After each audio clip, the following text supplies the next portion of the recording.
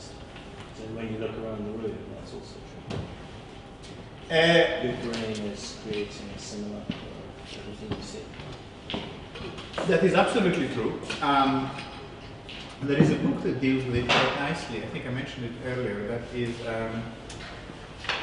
Proust was a neuroscientist. Proust was a neuroscientist. Have I shown it to you? I mentioned it last time.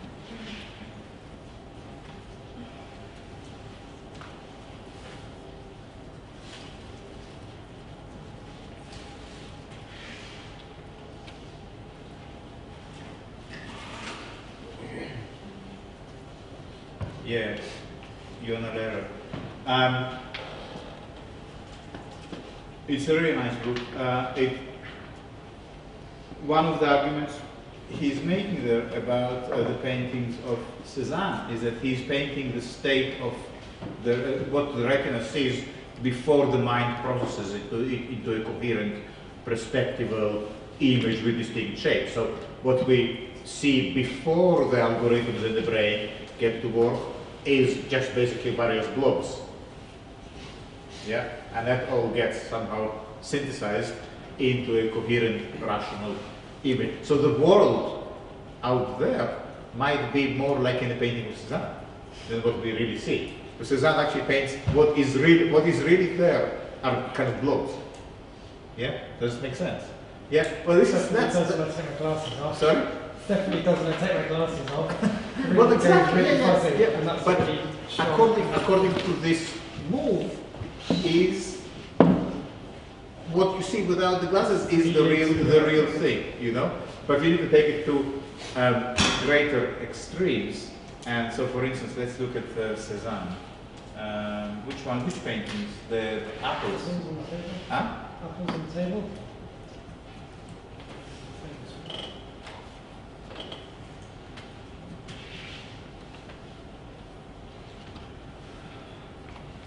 Yeah, there's another similar currently, but I was one. Which?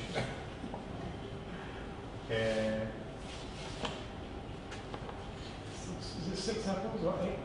6?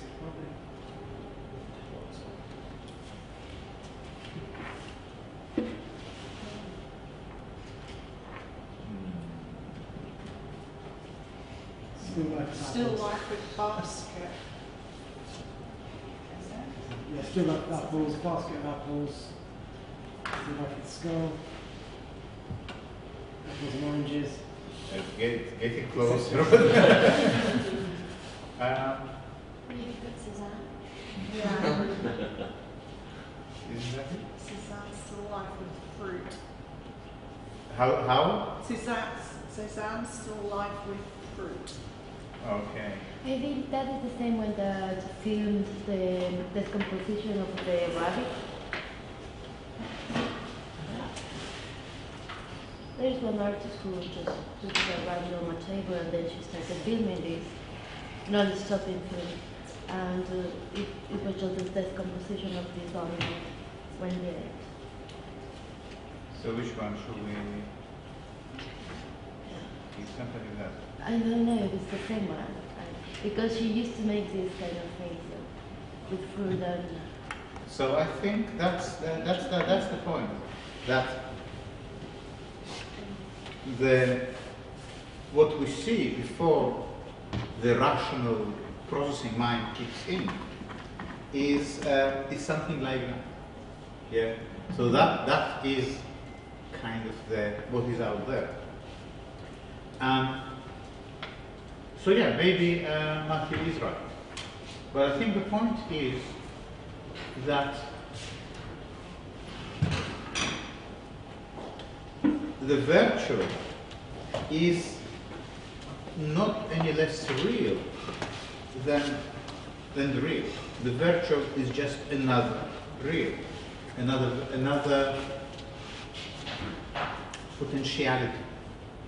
Yeah, the virtue is kind of always on the verge of becoming real. It's not the opposite. Very often when people talk about the virtue, they think about it as the unreal or the non-real. the virtual reality installation yesterday was very interesting. Did you have a chance to put the VR helmet on? That was very good. It was, yeah. I think maybe we need to bring it in. Do you think, Simona, we could ask Ben to bring it next time? That would be helpful. Okay. So let's have a look at the first paragraph, and then I want to try to figure out this in relation to an image. So, Luke, are you okay to read for us? Thank you. Can you read the very first paragraph? Including the title? From B-side. B-side philosophy, the transformation of Van Gogh's right ear. Deleuze and Guattari offer 3 playful but coded journeys onto the broad arena they call the task of art, where task, not to mention art, is meant to spin into, reconfigure, and/or destroy the varying pragmatic spatio-temporal intensities one might otherwise call life. These 3 journeys can be listed thus: that of an imminent becoming X, that of the ever-sporing rhizome, and that of the aradical, surface-structured, non-rooted refrain. Okay, good. So, what does it say? That is something that is non-stopping, always in movement, and can be everything and not. No, because it says like becoming X. What is becoming X? What is becoming X? Becoming darkness, whatever. What is becoming X? I mean, we have read, or at least we attempted to read the chapter on the becoming woman, becoming imperceptible in Thousand Plateaus. So what is this state of becoming? What does it mean, the becoming X? Don't worry about the X here. It just means that it can be becoming anything. Yeah. Yeah? So what the becoming is about? Process in the journey. Yes, good. The process and the journey. And the notion that there is no stable identity, there is only a becoming. Yeah? What is the notion of becoming means that you never are an artist, and it never is a work of art, but it can only be becoming that. Yeah? And becoming doesn't mean that if you try hard enough, you will arrive. You know, it's not like at some point the becoming stops and says, oh, finally, I don't need to become a woman anymore, I am a woman. Well, no, being a woman means to be becoming. You know, there's never any other way to inhabit a woman, the woman, but through becoming. And same to do with becoming an artist or becoming a work of art.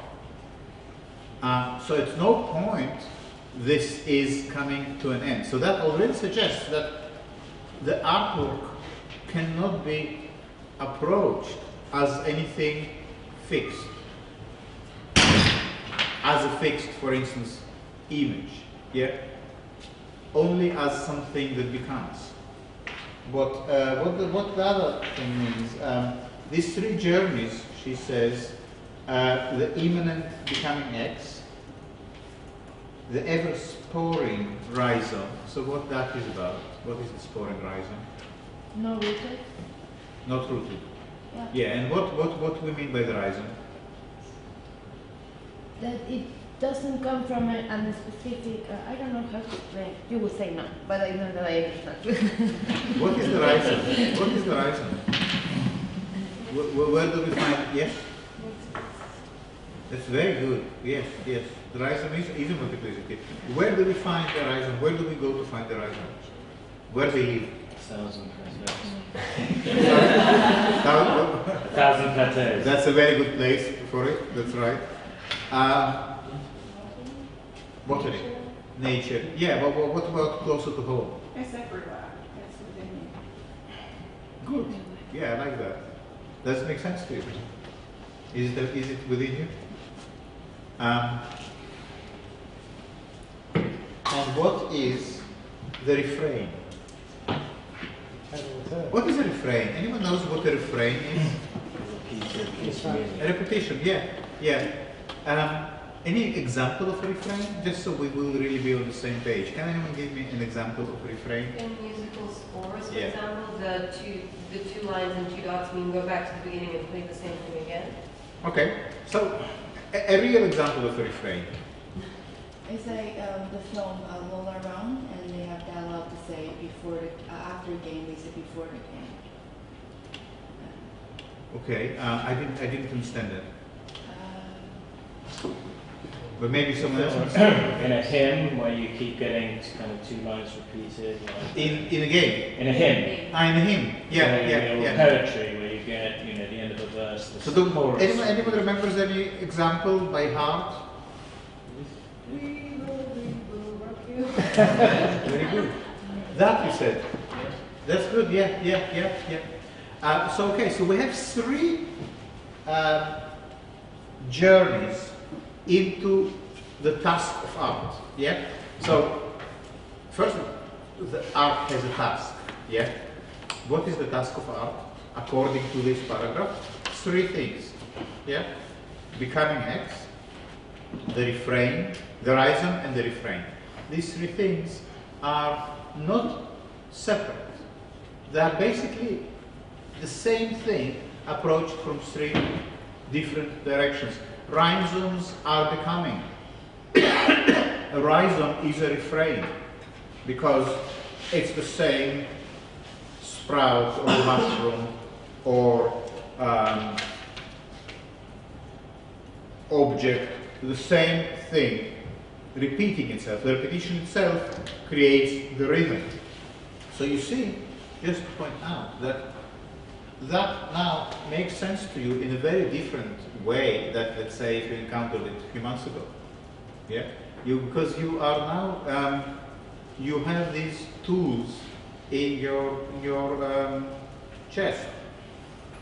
And they all somehow converge on how to work with multiplicity. Who said multiplicity earlier? Yeah, exactly. How to work with multiplicity. What happens when we bring multiplicity into the fold? What requires a bit of adjustment is to understand that multiplicity is a becoming. So once you understand this first premise, the rest of the first section just goes into a bit more detail. Let's take a break. Let's come back in 15 minutes, 10 minutes.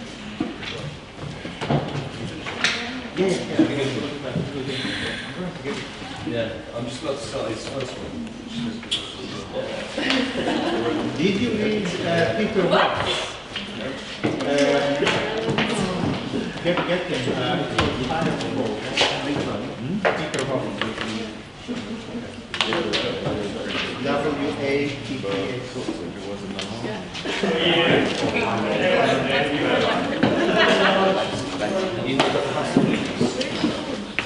I'm sorry, well, tempted to